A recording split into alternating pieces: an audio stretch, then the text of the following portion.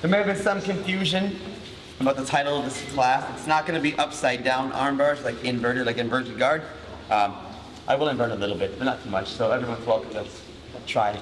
It's going to be inverted arm bars. Anytime an arm bar is with the ditch of your elbow facing towards your stomach, as opposed to the ball of your elbow facing your stomach. So we invert, it'll be arm bar, right? The way I do this is like setting a mouse trap. And so establishing our guard that we're going to use will dictate the level of depth of our opponent's arms, right? So if I have Maria, I have to make sure a couple things, right? So if I'm playing guard on this side, please, I like to have my inside leg limp to the floor, like this, creating a frame on the inside of her thigh. My top side leg becomes a knee shield that will migrate between her right and her left shoulder, depending on how her pressure addresses me. My hands are going to go top side hand on her shoulder, bottom side hand monitors her wrist, looking for the cross face. All right, so if I'm starting from a closed guard, I go check, check, shrink to the inside, right here. And if you notice, her left leg was made wide by my right leg. Right here. Okay? Now from here, establishing my range is really important. If I have somebody at this range, she's never going to reach in and give me her arms. And so we're just maintaining a posture from here. My theory in no-gi grappling is I almost never want to drag them into me until I'm ready for a sweep or a submission, right? Everything I do from my guard is keeping her away from me and creating distance. If I don't need to create distance because she's backing away from me, and I can just get out. Okay? So she's always going to give me forward pressure anyway, and that's what I want. I want to encourage that forward pressure all the time. So, for now, we're going to start in closed guard, check the shoulder, check the cross face arm, shrimp out, knee to the floor, compress like this. She can feel it, but I'm not saying it, but I'm actually pulling her with my legs a little bit to push her into the frame to create contact. I'm not pulling her on top of me. I'm just kind of hugging her with my feet. Sorry. Nice. Right? So I'm driving my heel like a hamstring curl, turning my toes to the mat, flaring her leg with my bottom side leg. Frame, frame, head comes in just like this. Okay? From here, I want your top player just to kind of circle a little bit and create in and out distance while I maintain my range. So circle. The other way.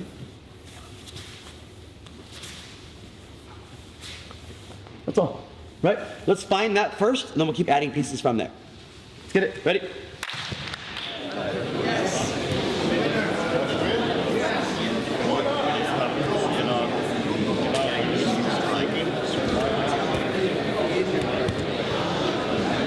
Good, it's easy, right? And this is, this is gonna be, this style of guard game is probably 80% of the modern no-gi open guard. All right, everyone's playing from this specific place. It is like, I think Preet would call it the grilled chicken guard, kind of. It's a horrible name. I love Preet, but that's terrible. We can do better than that. So I just call it sideways open guard. It makes more sense to me. So this is where I play all of my guard from. It solves a couple of the problems with the no-gi open guard. First being, I want to do my best to always keep my thighs attached to my chest. All right? If my thighs are on my chest, now I can face the camera. Okay. So, if my thighs are on my chest, you can never pass my guard in any scenario. Right? Passing guard is a product of removing my thighs from my chest and filling the void. So when I move to my open guard position from here, I'm nice and tight to her, my thighs are close to my chest, and her access points are very, very minimal. Right? The second problem is I don't like inside guards. Okay? So an inside guard is any guard in which my feet are inside, whether fully inside or partially inside. So even like a Z guard from a half guard position, I don't like this very much at all. So an outside guard tends to fail back to closed guard. Okay? Inside guards tend to fail to either a chest-to-chest position or a full mount. And so if I have the option, I will always work to have my feet on the hips, playing to an outside open guard. Okay? So then, my goal is to have her reaching for me and extending her arms. Now, she's not going to reach from here. There's no way she's going to grab my head with this arm from here. I'm too far away. Okay? So now I'm setting the mouse trap. I want her to come in nice and tight to me by giving her access to my head. And I do it because of my guard stability. If I have an inside guard and I give her access to my head, now she controls my hips and my head, and that's always a bad scenario. You can always either have my hips or my head, but not both. So I'm giving her access to my hips now, access to my head now, but my hips are free to move. Okay? So this is the reaction I want, is this collar tie. What happens is, my collar tie monitor here is not grabbing her wrist, it's just monitoring it. I move in, she crowds in nice and tight to me and starts grabbing from here. Okay? If I allow her to come all the way in, I'm setting a lot of tension in that mouse trap, and this is where I have access to her arm. From here, I'm gonna move my trapping arm, my right arm in this scenario. My elbow goes to my belly button, and I have a knuckle of my wrist right here, this little ball, and that ball is gonna find the hole in the back of her elbow, right? In the US, we call it our funny bone, but there's a little tiny cavity just above your, below your tricep and above your joint, right? This fits quite well in there. I'm gonna carve all the way in until I catch it, and I go long arm, short arm, gable grip, so palm to palm from here. I start rotating up, my elbows come in, my knee stays across her face, foot on the hip, and now I'm just gonna go flat back and finish. What I want to avoid doing is turning all the way to the outside here and finishing traditionally on this side. It's just too much movement. Right? Usually what happens is she moves to a limp arm position, I might switch to omoplata, and then she's ahead of the pace. Okay? In my opinion, changing from armbar to omoplata is a escape for her, not a transition of offense for me. So omoplata is a terrible submission. Don't do that.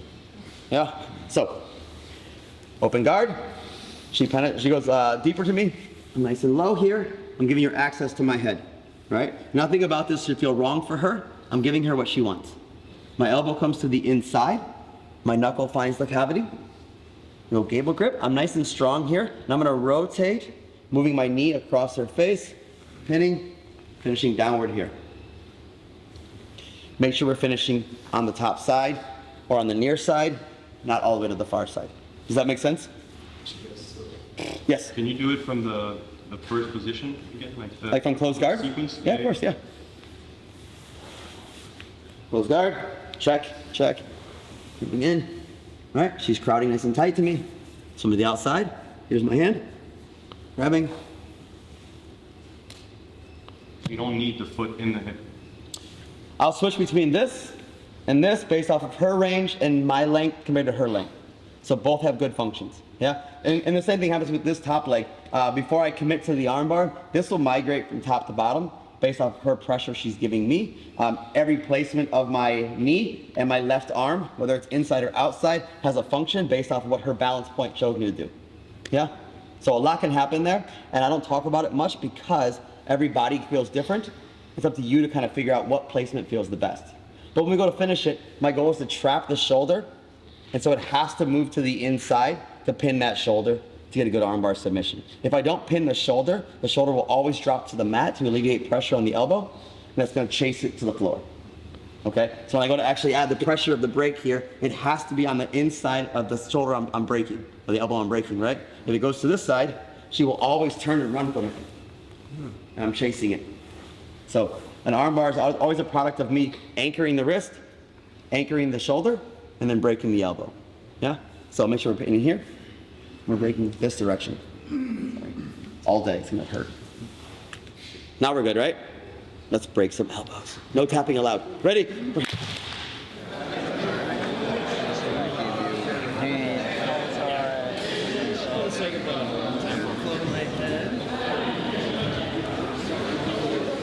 Very good. Lots of great questions. I like to give you guys just like the broad brush strokes for the first couple passes. We go out there and we say, this is happening, this is happening. Everyone's asking me the right questions, right? One question is, why would they grab your head like that? Well, a lot of you are still keeping your head too far away from your opponent, okay? I have to give him access to my head, and it's not a bait, right? He should feel comfortable collar tying me, right? The second thing is getting the angle of the arm correct, because if somebody's gonna collar tie me, they're not gonna do it like this. That's dumb, yeah? And so my goal is always to be able to beat black belts and armbar black belts, not to be able to armbar the guy at the gas station. So that's easy, right? So when the guy does everything right, we have access to his arm, not the wrong way, right? So he's gonna reach in, palm up, He's gonna grab me with an underhook and pull me in tight here. Only because it's right there in front of me. Whether it's gi or no gi, it doesn't matter, okay? So we're gonna regress one step and talk about how to control the hand with just our shoulder, all right? So for this drill, we're not gonna use our arms at all, and it's gonna be hard because we wanna use our arms because we're monkeys, but we're not gonna use our arms. We're gonna pinch with our shoulder to our ear, and we're gonna try and hold their hand. This is a minimal grip, right? This is a fleeting grip. It's gonna pass quickly, and we're gonna fail, and it should fail. If the top player is not making it fail, they're not helping you train, okay? So, our position is nice and tight. Here, she will never reach from my head. It's not gonna happen, okay? I have to have her giving me pressure, and I gotta come in here, all right? So even more, nice and right? So, all I'm gonna do now is shrug and come like this, okay? So now pull your arm out. Uh-oh, no, really, pull it out. All right? That's really, No, it's okay. all right, so it should be hard. It should be really hard to pull your hand out, but you will always be successful. I can't keep that grip realistically, all right? But it should be a pretty tight bite. I want everything to feel like it's like trapped, all right? So I'm shrugging my shoulder up, my ear goes to the floor, and I'm pinning nice and strong from here, okay? No hands. We're gonna do this 3 times. Switch top, bottom, 3 times, come right back in. It should be like lightning fast, okay? So, access to my head because she's crowding me. If she's not crowding me, I'm not doing this. This is only if she's crowding me, right? She's trying to pass my guard by coming in. It's nice and tight. I'm gonna pinch, extend away, and just hold. All right, pull it out. Oh, she's good. Make sense? Yep. 3 times, super quick, guys. Ready?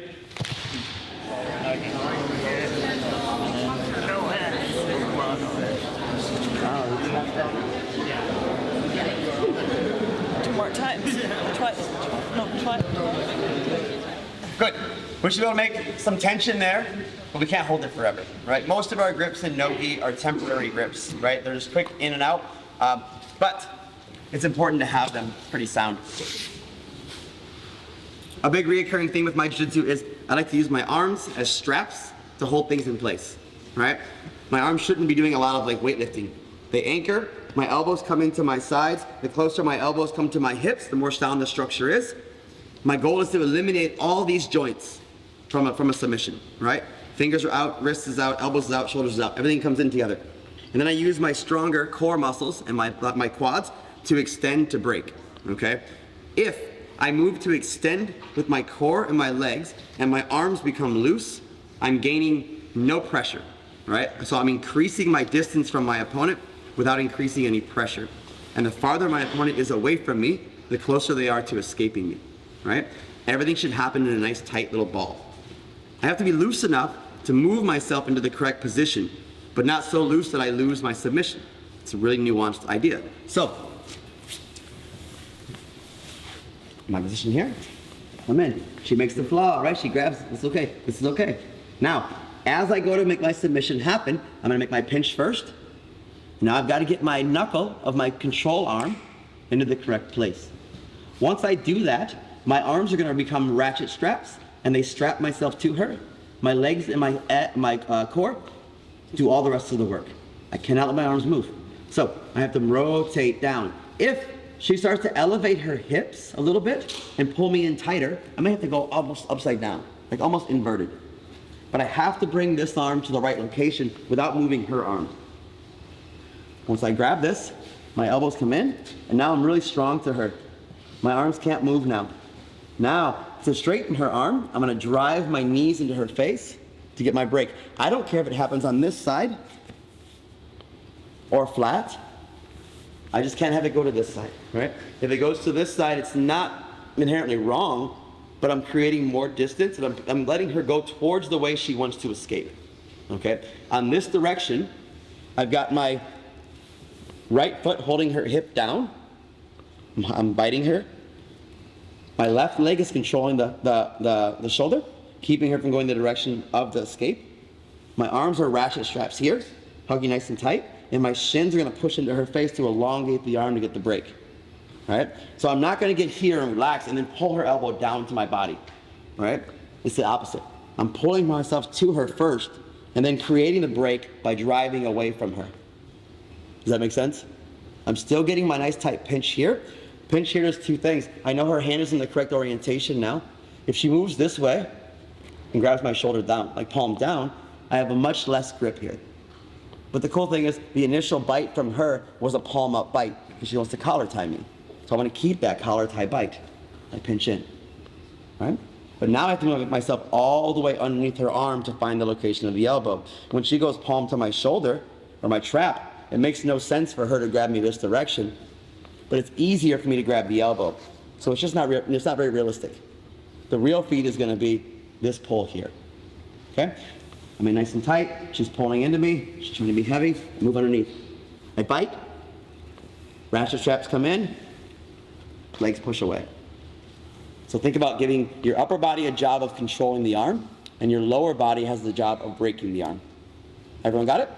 Let's give it another couple minutes. Let's try it. Ready?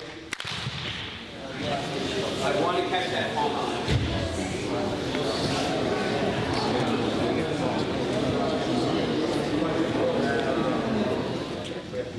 More good questions. I love it. Thank you. Yeah. Black belt questions. I love this. All right. This won't be easy, right? No submission's easy to get to. The cool thing is this submission allows me to move into the correct position and control the arm first, then the body second. Typically, arm bars happen reverse. We control the body first, we pull the arm away. Well, as a smaller person, it's very hard to straighten an arm from a traditional arm bar. And so this is better for me. My goal is always to catch a long arm, never to catch a gripped arm, okay? So the question I've been hearing is, well, a really good grappler is not gonna have an elbow flare when they grab a hold of you. They're gonna collar tie this way. Just like if we were on the feet here, right? I were to collar tie, I'm not gonna collar tie out here. My elbow goes to the sternum here. All right, this is where I wanna be. So from our guard, our opponent is going to do a better job of hiding his elbow inside here, okay? So now I have to keep moving my body to this.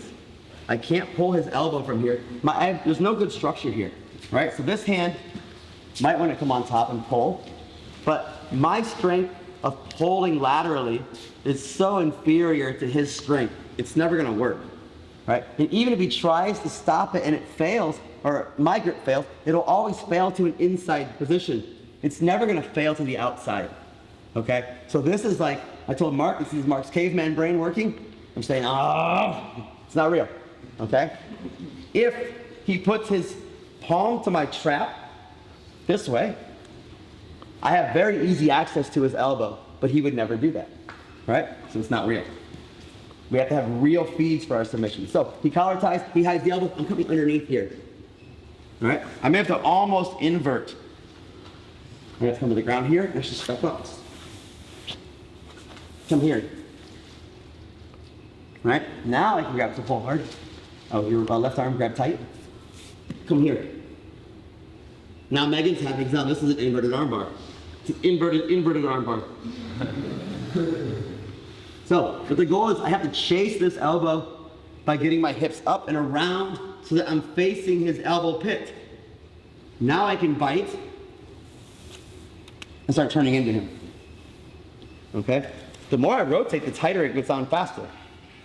If I'm flat back, I lose a lot of that tension. The really cool thing about getting my hips elevated for this inverted is that gravity pulls my hips to the ground and helps me straighten his arm. Okay? Yes? In that case, you still finish with the arms and not like extending and using your core like you explained before? It's still always going to be my core. Okay? And so, and this is, I mean, yes. So I am strong with my arms, and I am pulling him in with my arms. But I don't want to have my arms doing all the work, because what happens is if my core and my legs are relaxed, his elbow pit will always touch my chest and stop there. And this is the fatal flaw of the typical inverted armbar we learn, is because if I have a stomach or if I'm just lazy, his arm goes all the way flat to my, so go, give me the armbar, bring your shoulder down to my groin, lower. We come here, we're like, why can't I finish this? Or we go to the inside and our body's in the way. Right? So I'm doing so much pulling with my arms that I can't make this work ever. Right? And so I really want to make sure I'm getting myself into the correct position. I'm isolating, and now I'm driving with my legs away, my arms are already locked. If my arms separate from my chest, and I pull here, I lose a lot of everything feels bad there. So my arms have to get to a ratcheted strap position. Now my legs are driving him away. My arms never moved from there. They're strong. I'm holding really tight with my arms. But they're no longer reducing distance at that point, right? But can you do it inverted again? Yeah, okay. Yeah. So I'm hugging, but he taps because I'm extending and falling.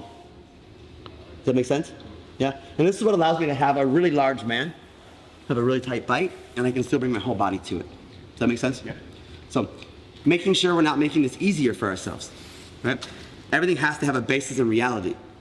So if our training partner assists us by going here, we're going to have high success in drilling and low success in rolling, okay? So we shouldn't be fighting the submission, but we should be being honest in what our arm would actually do. If I feel as though, or if my top player feels as though he would never reach for my head, then don't do it, right? The feed has to be accurate. Everything has to be based in reality. So I bring myself in closer to him. I'm looking for a K guard, right? No, yeah, no. I can switch. Yeah? If I look for a K guard, the appropriate defense for a K guard is a cross face. So I'm looking to go under his legs. I'm attack his legs. He stops that. Switch.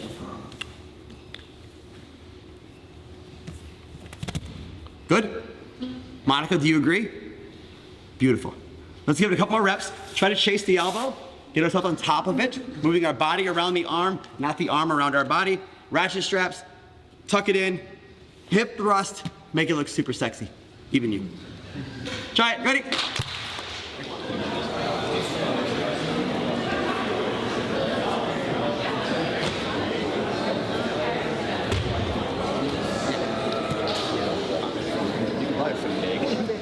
Everyone's shaking their elbows out, sign of a good class. I said no tapping, everyone's listening. Good, so the inversion's hard. The inversion's hard.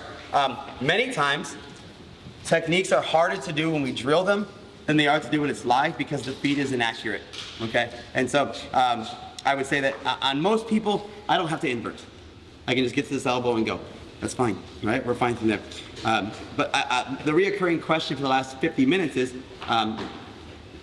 once I locate the nerve crush, it's okay for it to move around, and it's not, okay? Once I find the location of that with my wrist knuckle, I have to maintain that clamp the whole time.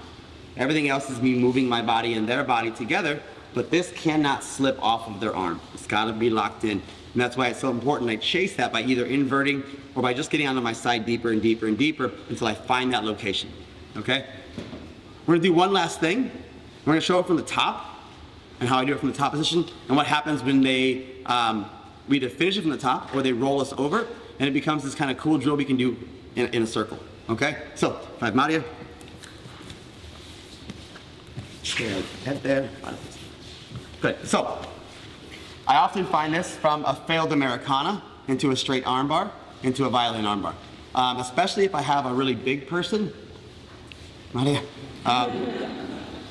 where's this big caveman? Come here. Well, I want to shoot. There we go. We have a caveman now. Typical American man. So, really big guy. I've got to give him more pressure. More pressure for me is going to involve me giving up my base because all offense costs some defense. And so the more offense I give him, the less defense I have inherently. But I'm going to look for an Americana, which is a good move against the big guy. He's going to straighten his arm to defend it. I'm going to chase it out here, right? So first I can go for the straight armbar from here, right? It's still an inverted armbar, so I'm facing his elbow pit. I can keep this. I'm going to taco grip on his wrist and get my break, right? If he goes thumb towards his legs, I sit towards his head and break this direction. If he goes thumb to the ceiling, or sorry, towards his head, I go that direction, okay? But for this one, he's too big, okay? I can't break the arm from here. So all I'm going to do is as he straightens his arm, I'm going to hop on top of him. All right? So now we are in the same place we were for the most part, only on top. I can almost always get a submission from here, but a big caveman like this guy, he's going to do a sit-up and turn on top of me. Let me finish it from the bottom. All right? This one, I will often switch to like a more like a rear naked choke grip. to get my break. Okay? Easy enough. From here, what? Okay. We can roll, right? So I can step on his leg, push it out, so roll. Come back on top. We're just gonna chase this top to bottom. So, one more time. The first jump part's cool. Everybody hates it. Anytime you hate me, I love it. I hate. Yeah. So bend your arm. So bend your arm, Americano. He straightens it out. Jump on top. All right, I'm right across his face here. I'm driving heavy here. Look for my first submission. He's a big fucking caveman. He rolls on top. I just keep it. All right, he rolls again. Roll again. We're just gonna chase his arm the whole way.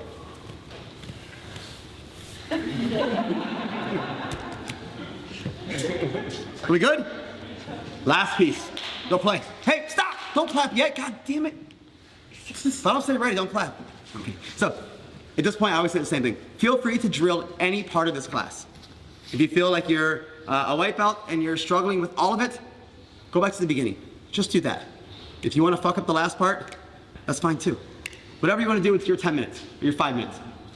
Go, ready? You can clap.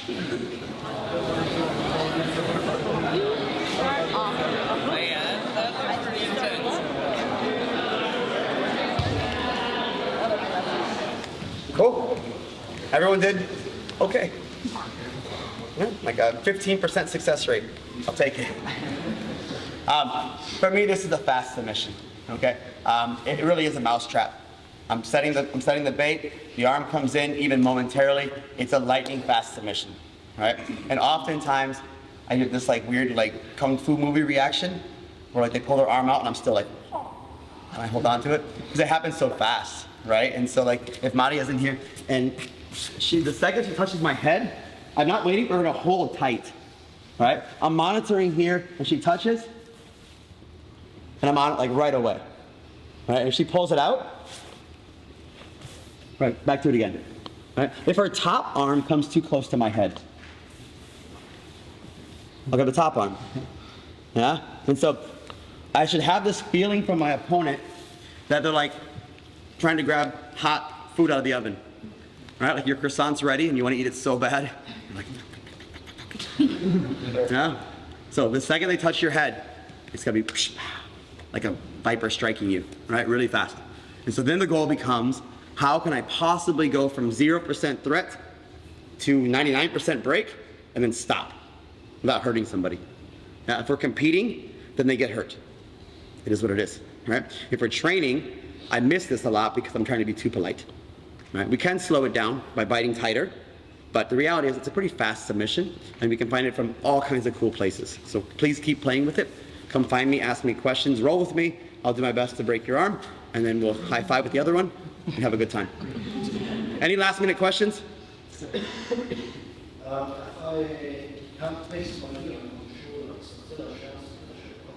You can, but you're offering up more range. Okay, and so I think that the key point to this and every other submission is making sure we have a perfect position before we add any tension, because improving position under load is really hard, if not impossible. Our position can only change before we add load to the break. So get yourself in the right spot first, and then add the tension from there, not the other way around. Yeah. One more. Yeah.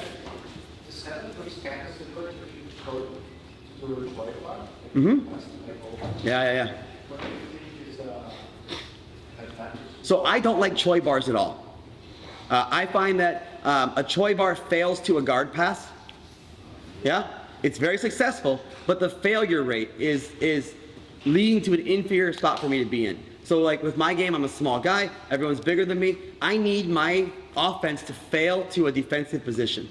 And so with this one, it's an outside guard still. And so when it fails, I've given up no giant positional escape, right? And that's why I hate omoplatas, because omoplata is a super inferior position of dominance.